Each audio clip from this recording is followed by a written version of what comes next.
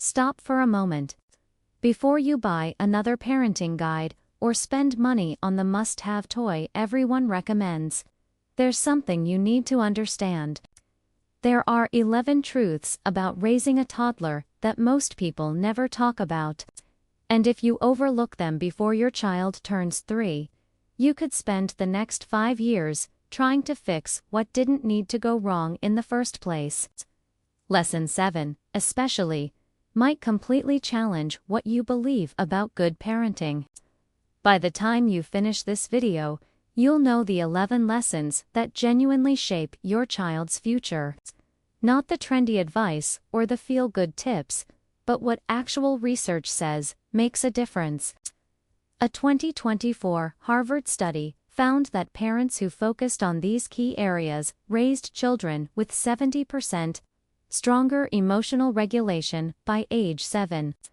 Meanwhile, you might be worrying about things right now that won't matter at all 2 years from now. Let's focus on what truly counts so you can let go of the guilt and actually enjoy these fleeting early years. Lesson 1. Connection matters more than perfection, every single time.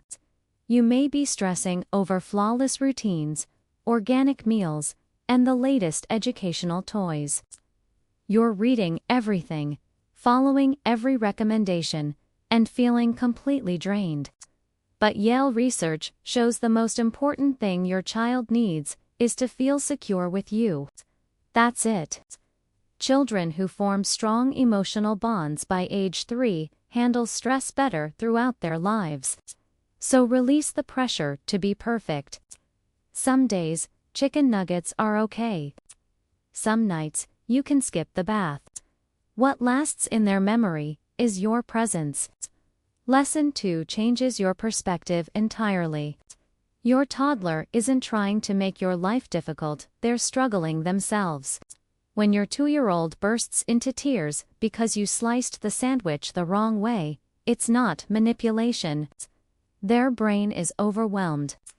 Stanford psychologists explain that toddlers don't yet have the ability to manage their emotions. The emotional centers of their brain are active, but the control systems won't fully mature until their 20s. So don't take tantrums personally. They're not attacking you, they need help calming down because they can't do it alone. Lesson 3. Your calm is more powerful than their chaos.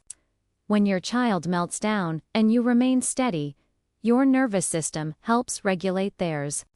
But when you react with shouting or frustration, you escalate the storm.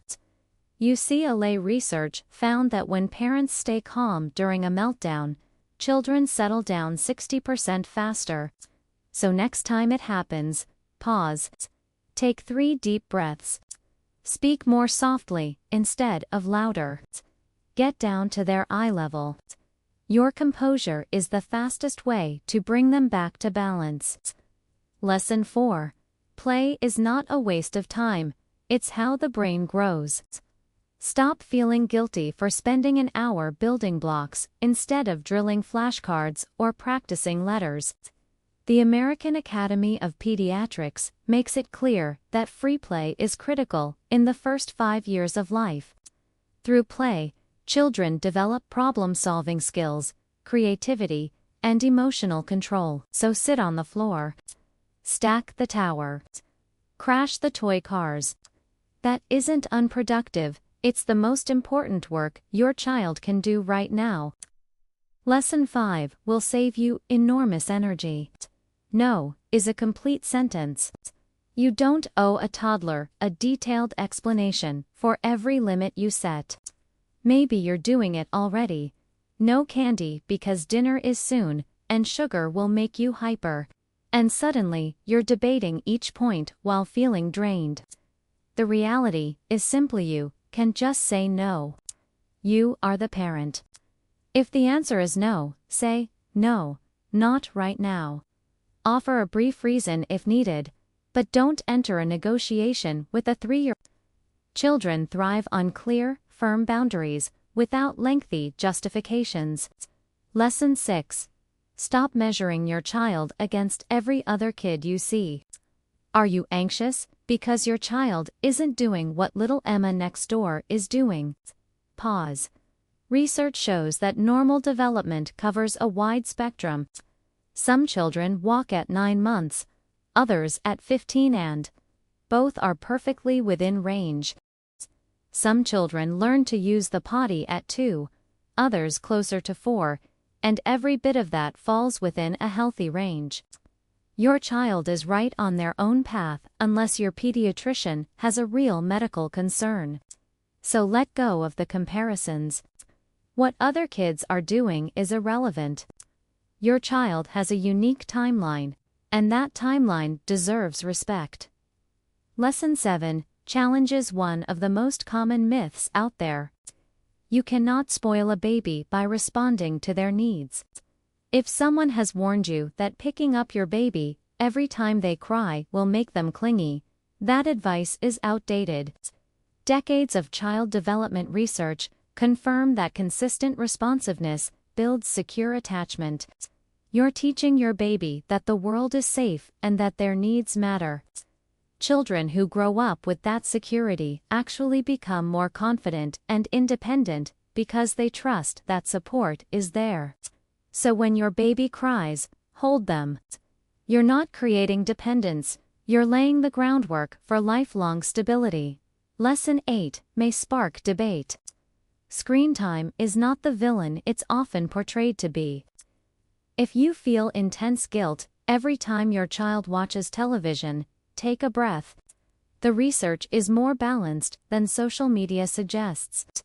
What truly matters is the content and whether you engage with them while they watch. Studies from MIT show that when parents co-view and discuss what's happening on screen, it can actually boost language skills. The real issue is hours of passive viewing without interaction. So if your child watches a show while you cook dinner, that's okay. Just make sure it's balanced with reading, playing, and conversation. Balance matters far more than rigid perfection. Lesson 9 is simple but powerful. Your child needs moments of boredom. If you rush to entertain them the second they complain, you're taking away an important opportunity. Research shows that boredom is often the birthplace of creativity. When kids have nothing structured to do, they invent games, explore ideas, and stretch their imagination. But if every minute is filled for them, they never learn how to create their own fun. The next time they say, "I'm bored," gently respond, "What do you think you could do?" Give them space to figure it out. Lesson 10 is rarely talked about. From the very beginning, you are teaching your child how to treat you. If you allow hitting at 2, because it seems harmless, they learn it's acceptable. If you ignore disrespectful tones at 3, that habit strengthens. Don't excuse behavior simply because they're small and adorable. When they hit, calmly but firmly, stop it. When they speak unkindly, say, "Try that again," using kind words. You're shaping patterns now.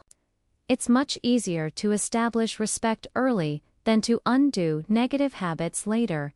Lesson 11 might be the most important of all.